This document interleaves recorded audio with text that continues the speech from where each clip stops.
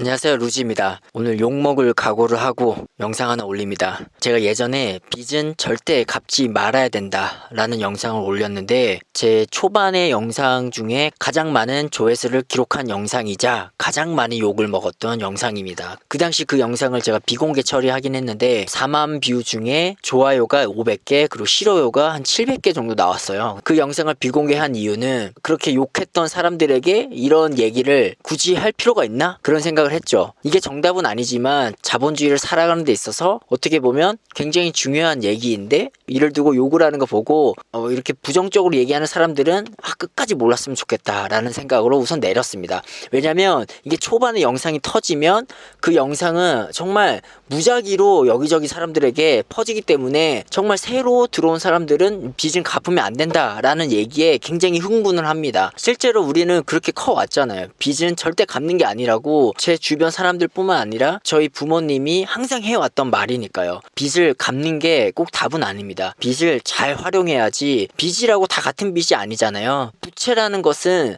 내가 잘 활용하면 굉장히 큰 시너지를 주는 자산이 됩니다. 빚을 자산으로 보는 사람이 있고 부채로 보는 사람이 있는데 제가 영상 중간중간에 매번 얘기했지만 돈이 없을수록 우선 리스크를 어느 정도 감내하면서 총 자산을 불리는 노력을 분명히 해야 됩니다. 이 총 자산이라는 것은 그냥 단순하게 생각해보면 내가 1000만 원이 있는데 20% 오르면 200만 원이잖아요. 그런데 내가 1억 있으면 2천만 원이고요. 10억 있으면 2억 원이 플러스로 굴러가는 겁니다. 초반에 1000만 원 만드는 것은 굉장히 쉽지만 부채라는 레버리지를 잘 활용하면 1억, 10억 금방 만들 수 있거든요. 근데 이 총자산 안에는 순자산 플러스 부채잖아요. 그게 총자산이잖아요. 그러면 어떻게 보면 부채도 자산의 영역인 거죠. 총자산의 안에 들어가니까요.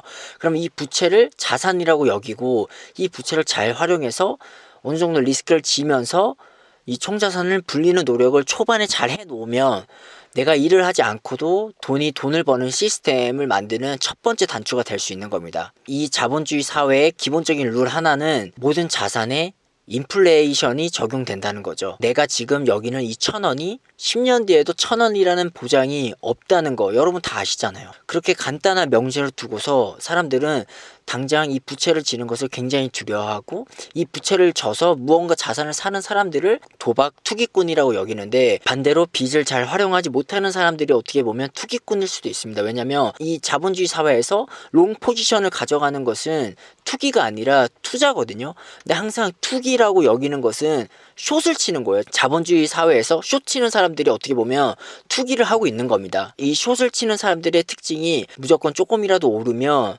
그 정도에 만족하고 숏을 치는 사람인데요. 뭐든지 롱 포지션을 가져가시고 그 자산을 보유함에 따라서 얻을 수 있는 그런 가치들을 자꾸 생각해내시고 발굴해서 계속 가져가고자 노력을 해야 되는 거예요. 그 노력 중에 하나는 내가 이 부채를 견디기 위해서 다른 쪽에서 돈을 더 벌거나 예를 들면 내가 부채에 따른 이자가 한 달에 100만 원이면 추가 부수입으로 100만 원을 낼 수 있는 그런 수단을 만드는 것들 그런 것들 아니면 내가 100만 원이 더 부채로 나가면 이 100만 원을 세이브하기 위해서 소비를 줄이거나 약간 이런 식으로 뭔가 사람들은 다 한단 말이에요. 여기서 더 중요한 게 뭐냐면 이 아까 총자산은 순자산 플러스 부채라고 했잖아요. 인플레이션이라는 가장 중요한 명제를 두고서 자산의 롱 포지션을 가져가면 어떤 일이 일어나냐면 이 순자산 플러스 부채인데 인플레이션이 계속 지속될수록 화폐 가치가 떨어져서 이 순자산의 가치도 자연스럽게 올라가는 거고 내가 고정값으로 대출받았던 이 부채도 인플레이션에 따라서 내가 갚아야 될 그 부채 가격이 상대적으로 감소한다는 거죠. 따라서 부채를 잘 내서 가져가면 내 총자산을 불려가면서도 순자산의 비율이 올라가는 겁니다. 왜냐하면 화폐 가치가 하락함에 따라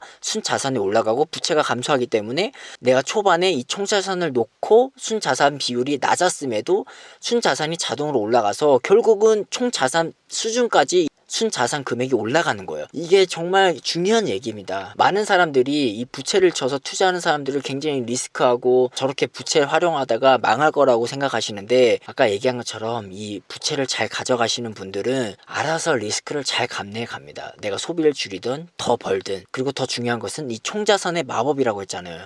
우리가 물가 상승률이 매년 3%씩 적용이 되는데 내가 만약에 10억을 세팅해 놓으면 내가 아무것도 안 해도 화폐 가치 하락분에 따라서 3천만 원은 그냥 먹고 가는 거고요. 내가 그게 100억이라면 이 3억이라는 돈이 알아서 형성이 되는 겁니다. 근데 내가 1년에 쓸 수 있는 돈이 한 달에 500만 원씩 쓴다고 해도 6천만 원이잖아요. 그러면은 추가로 3억이 생겼는데 나는 6천만 원 썼으니까 2억 4천이 남죠. 그러면 내년에는 100억에서 2억 4천이 남았으니까 이게 더하면 102억 4천에서 또 3% 굴러가고, 이런 식으로 복리가 들어가면 아무리 써도 돈이 계속 벌리는 그런 시스템이 갖추어지는 거예요. 그래서 돈이 없을수록 돈을 모아서 자꾸 이런 복리 상품에 투자를 해야 되는 거고요. 내가 아끼고 모은 돈만으로는 절대 자산을 불릴 수 없습니다.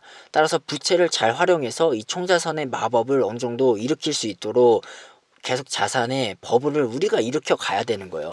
그런데 이런 기본적인 룰을 무시하고 내가 버는 것을 한정 짓고 아끼는 것으로만 부자가 된다, 그런 것은 없습니다. 사실 그건 어떻게 보면 재테크 0단계입니다. 누구나 그렇게 하는 거예요. 근데 여기서 플러스 알파로 내가 부채를 어느 정도 리스크 지고서 이 자산의 버블을 내가 만들면서 동참할 거냐, 아니면 소극적으로 있는 부채마저도 빨리 갚으려고 애를 쓸 거냐, 이 관점에서 여러분들의 10년 뒤, 20년 뒤 부의 격차는 굉장히 벌어질 겁니다. 제 주변 자산가들 중에 부채를 두려워하는 사람이 없고요. 부채를 만들고 그 부채를 어떻게 하면 더 효율적으로 낼까, 예를 들면 내가 어떤 부동산 자산을 샀는데 여기서 한 달에 내가 부채를 통해 한 달에 지출되는 그 이자 금액이 50만 원인데 내가 월세가 100만 원 나오면 무조건 하는 거죠. 그러니까 그런 식으로 효율적으로 가져간다는 거예요. 자산을 쉽게 매도하지 않듯이 이 부채도 쉽게 갚지는 않을 거예요. 이 부채를 잘 활용하기 위한 방안들을 계속 고민할 겁니다. 제가 생각할 때 이 부채를 잘 활용하는 사람이 어떻게 보면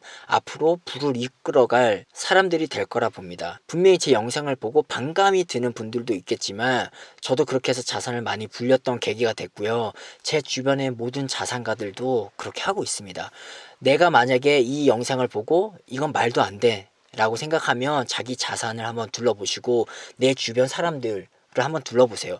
그렇게 부채를 계속 갚아야 된다 라고 했던 분들 중에 부자가 있냐, 그걸 먼저 보라는 겁니다. 아마 많지 않을 겁니다. 저는 이 영상에 악플이 더 많이 달렸으면 좋겠습니다. 여러분들은 이 자본주의 사회 룰을 잘 기억하시고 부채를 싫어하고, 그렇기 때문에 있는 부채마저도 대갚아서 순수하게 현금만 보유하겠다라고 계속 포지션을 가져가신다면 롱 포지션을 가져가야 되는 자본주의 사회에서 숏 포지션을 가져가는 거고, 그렇게 숏 포지션을 가진 이상 부자가 절대 될 수 없다는 것을 저는 다시 한번 여러분에게 강조드립니다. 이 영상에 악플이 더 달릴수록 우리가 부자가 될 수 있는 확률이 높아지는 겁니다. 오늘도 욕먹을 각오로 영상을 찍고 마지막 마무리도 욕먹을 각오로 이런 말을 해봅니다. 오늘도 제 영상 시청해줘서 감사합니다. 고맙습니다.